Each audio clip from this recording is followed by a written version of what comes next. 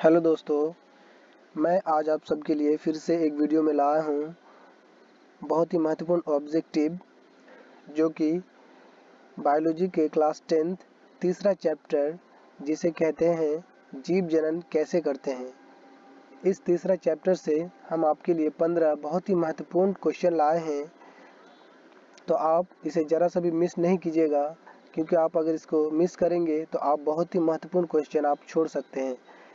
ये दोस्तों, मैं सिर्फ आपको बोर्ड में एग्ज़ाम में अच्छे अंक दिलाने के लिए नहीं, बल्कि आपको ये सारी बातें हर एक जगह आपको काम आएंगी और ये चीज़ें आपको भी जानना ज़रूरी है, क्योंकि आप इस दुनिया में आपको जीवन व्यतीत आपको जीवन को चलाना है, तो ये सारी बातें आपको जाननी ज़रूरी है। तो चलिए हम अपना आज का इस टॉपिक को स्टार्ट करते हैं, जिस टॉपिक के लिए हम आज इस वीडियो को लेकर आए हैं। तो मेरा आज का ये टॉपिक है जीव जनन कैसे करते हैं, हाउ डू ऑर्गेनिज्म रिप्रोड्यूस। तो चलिए हम वीडियो को एक्सप्लेन करते हैं और आपको एक एक करके समझाते हैं। तो मेरा पहला क्वेश्चन है दोस्तों, आप देख सकते हैं, महिला में मासिक चक्र की अवधि होती है। महिलाओं में मासिक चक्र की अवधि होती है दोस्तों 28 दिनों की। 28 दिनों की मासिक चक्र की अवधि होती है, 28 दिनों की। आप अच्छे से याद कीजिएगा दोस्तों, क्योंकि ये सारे क्वेश्चन बोर्ड एग्जाम में पूछे जाते हैं। चलिए दूसरा क्वेश्चन देखते हैं हम अपना। दूसरा क्वेश्चन ये है दोस्तों मेरा, फूल में नर प्रजनन अंग है। फूल में नर प्रजनन अंग मेरा ये है दोस्तों, फूल में नर प्रजनन अंग पुंकेसर है। पुंकेसर means option A, option A. तीसरा क्वेश्चन देखते हैं। तीसरा क्वेश्चन ये है दोस्तों, स्त्रियों में संपन्न होने वाली प्रजनन चक्र को कहते हैं।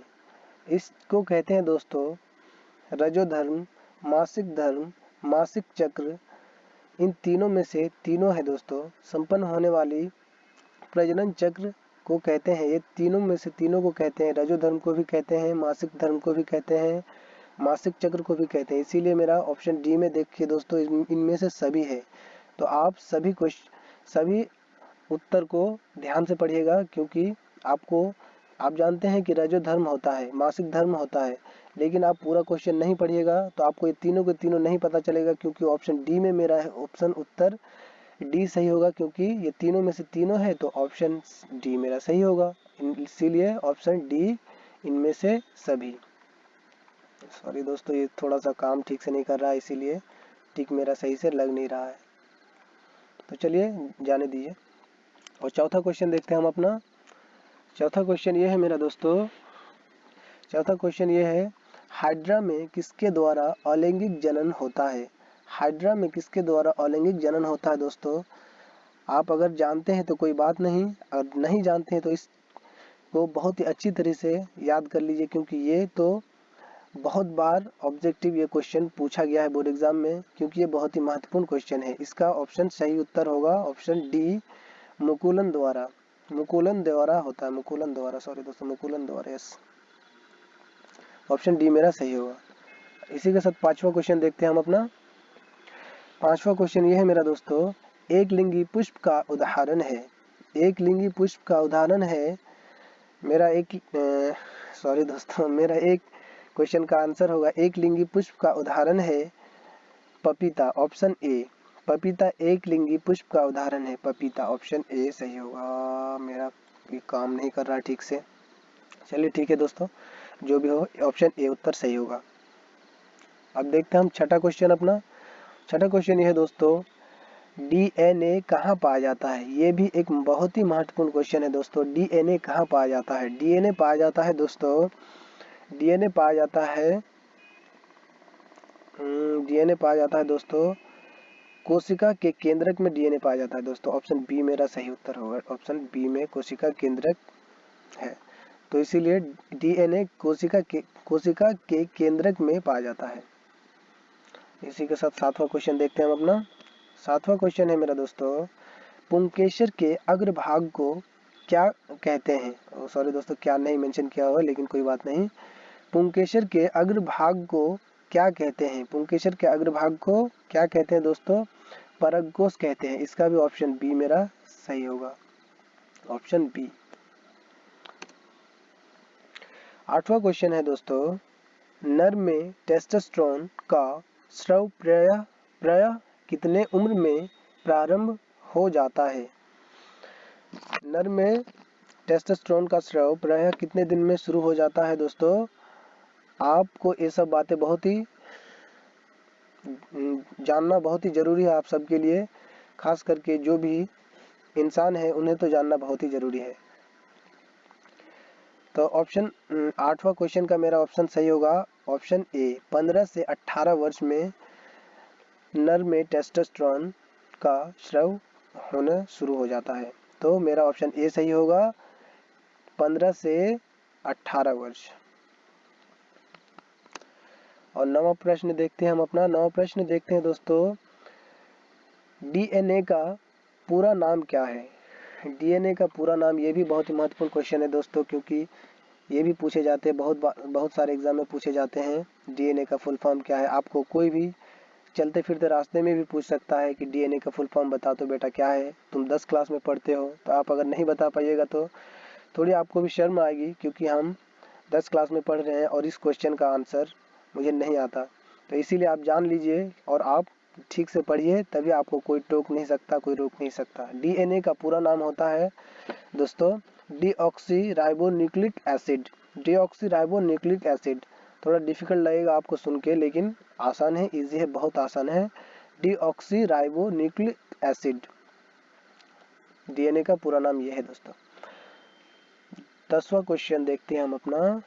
10वां क्वेश्चन यह है, पौधे में जनन अंग कहाँ पाया जाता है? पौधे में जनन अंग पाया जाता है दोस्तों पुष्प में पाया जाता है। पुष्प यानी फूल को कहते हैं दोस्तों। आप पुष्पा मूवी तो देखे ही होंगे आप सब, झुकेगा नहीं।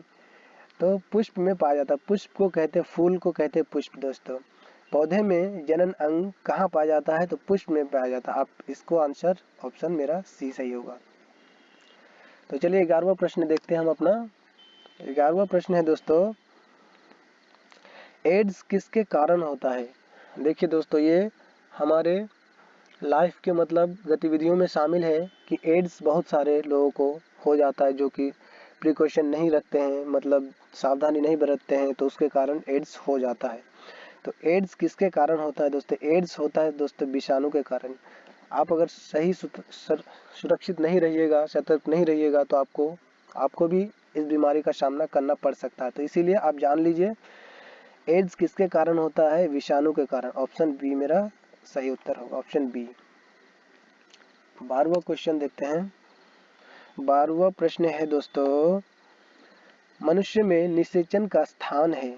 मनुष्य में निषेचन का स्थान है दोस्तों, मनुष्य में निषेचन का स्थान है अंडवाहिनी। अंडवाहिनी मनुष्य का निषेचन स्थान है, अंडवाहिनी। इसका भी ऑप्शन सही होगा, ऑप्शन ए। ऑप्शन ए मेरा इसका सही उत्तर होगा, ऑप्शन ए, अंडवाहिनी। 13वां प्रश्न देखते हैं दोस्तों।